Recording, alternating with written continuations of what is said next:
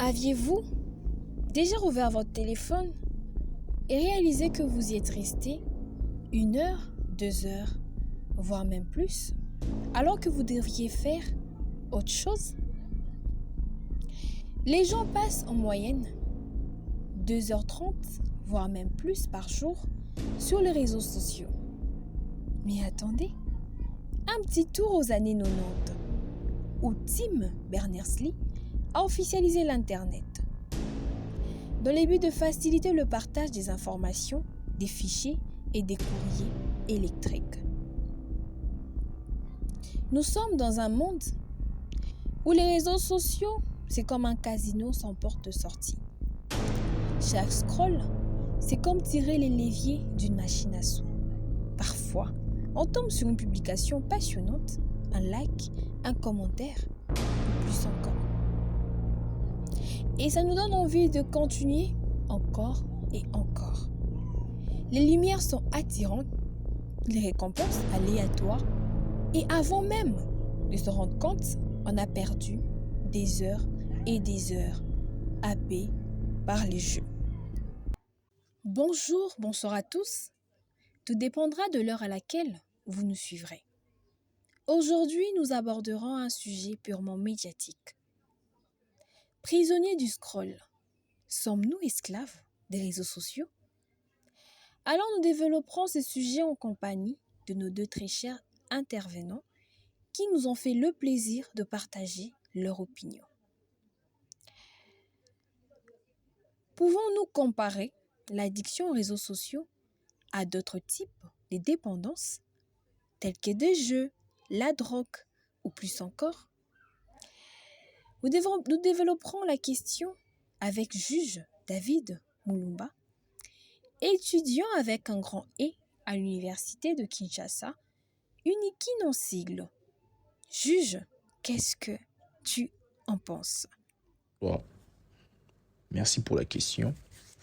Déjà, il faut prendre en considération le fait que les réseaux sociaux, aujourd'hui, ont une ampleur et sont dans le quotidien de presque tout le monde. Je dirais que ce n'est pas seulement une question de jeunes, tout premièrement, mais c'est tout âge parce qu'on retrouve tout le monde dedans. Mais si les réseaux sociaux, aujourd'hui, peuvent être considérés comme une drogue, je dirais oui. Parce que déjà, quand on consomme une drogue, pour ceux qui en consomment, le sentiment qu'ils recherchent, c'est un sentiment d'évasion. D'évasion, donc de se créer une réalité qui n'existe pas. Et aujourd'hui, avec les réseaux sociaux et tous les sites qu'il y a maintenant, nous remarquons que beaucoup de gens, beaucoup de jeunes, surtout les jeunes, sont actifs sur les réseaux sociaux parce qu'ils veulent fuir la réalité de leur quotidien. Donc, à la question de savoir si les réseaux sociaux peuvent être considérés comme une drogue, je dirais oui. Mais à quel pourcentage, c'est un peu difficile parce que sur les réseaux sociaux, on ne retrouve pas que les jeunes. On retrouve toute catégorie d'âge confondue. Donc, mais si on doit tenir de la population jeune, je pourrais estimer à 95%. 95% des jeunes sont addicts aux réseaux sociaux. Ils ne peuvent pas s'en passer pendant 48 heures. Alors nous passons à la seconde question qui est adressée à notre deuxième intervenant. Mais alors, nous sommes dans un monde ou dans une société médiatisée où les réseaux n'ont aucun principe.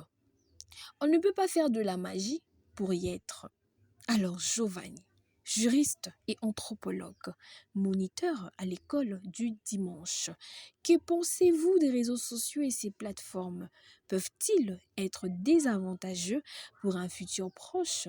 Et quel est le rôle des parents dans notre société? Merci. Merci à toi pour l'invitation. Alors, la question, elle est pertinente, elle est vraiment au centre même de l'actualité, celle de réseaux sociaux. Alors, dans le futur, les réseaux sociaux, si on ne prête pas attention, si on ne veille pas sur soi-même, les réseaux sociaux, alors dans ces cas, peuvent être désavantageux. Pourquoi je le dis, Elena? Parce que déjà, de maintenant, de nos jours, actuellement, qu'est-ce qu'on ne voit pas de gens devenir si addicts du réseau social? Quelqu'un qui, si il n'est pas sur TikTok, c'est comme si son monde s'écroule. C'est comme si on a maintenant un monde virtuel dans lequel nous vivons. Si on est délié de ce monde-là, on n'est plus nous-mêmes. Vous voyez un peu cette dépendance-là, c'est ça qui nous pousse à croire que dans le futur, si cela continue comme ça, serait un vrai désastre. Mais alors c'est là qu'apparaît le rôle de parent, parce que dans une famille, c'est la famille qui est la cellule de base. C'est là où tous les individus sortent. Et si les parents inculquent des valeurs telles que la sociabilité, je pense que ça pourrait nous aider tant soit peu euh, à aller à l'encontre de ce fléau qui peut arriver si nous y prêtons pas attention. Merci. C'est vrai. Alors merci à vous pour votre intervention, très cher juge David Moulumba et très cher Giovanni Kenzo. Alors mesdames, tout comme messieurs, très chers jeunes, il n'est pas mal d'utiliser les réseaux sociaux d'une façon active parce qu'il y a un grand nombre de personnes qui gagnent leur vie.